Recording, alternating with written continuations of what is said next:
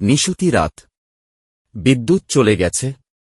মোমবাতির কমলা আলোয় ঘরটা যেন আরও বেশি অচেনা লাগছে রিমিকে। সে নতুন এই বাসায় উঠেছে মাত্র 1 সপ্তাহ।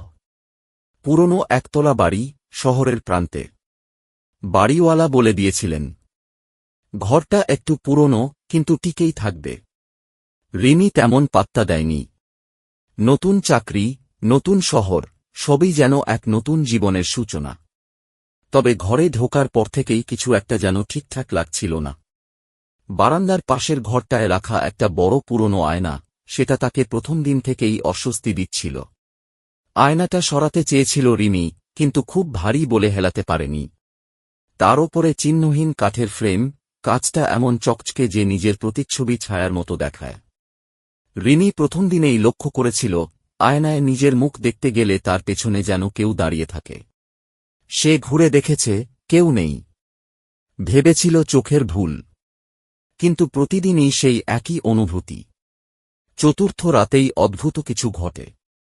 রিমি তখন মোমবাতির আলোয় বই পড়ছিল। হঠাৎ শুনতে পেল ঘরের ভেতর খচখচ শব্দ। তাকিয়ে দেখে আয়নাটার কাছে এক ফাটল দেখা দিয়েছে, যেটা একটু একটু করে নিচের দিকে বাড়ছে। কিন্তু আয়নার সামনে তো সে যায়নি, কেউ ছুঁয়েওনি। আরও অদ্ভুত, ফাটলের ভেতর দিয়ে ধোঁয়ার মতো কিছু একটা বের হচ্ছে। সে ভয় পেয়ে উঠে দাঁড়াল, দরজার দিকে এগোতেই শুনতে পেল একটা ফিসফিস শব্দ। আমাকে ফিরিয়ে দাও। রিমি স্তব্ধ। শব্দটা যেন আয়নার ভেতর থেকেই আসছে। সে ধীরে ধীরে আয়নার দিকে ঘুরে দাঁড়াল। আয়নাটার কাছে এবার স্পষ্ট দেখা যাচ্ছে একটা মুখ। না, ওটা তার নিজের মুখ নয়।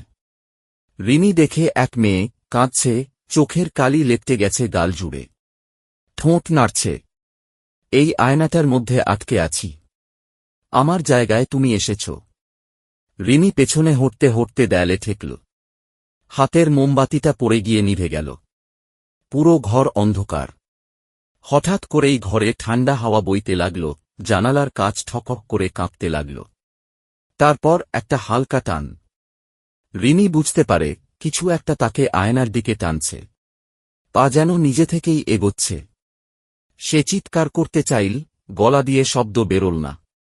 ঠিক যখন সে আয়নার খুব কাছে, তখন আয়নাটার কাছটা কুয়াশার মতো হয়ে যায়, আর সেই মেয়েটা আবার বলে, একজন এলে আরেকজন বেরোতে পারে।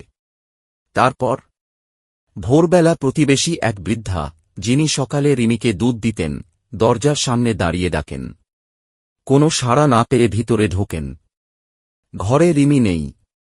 শুধু আয়নাটার ভেতরে দেখা যাচ্ছে এক মেয়ে দাঁড়িয়ে আছে, চোখ ফাঁকা, মুখে চাপা আতঙ্ক।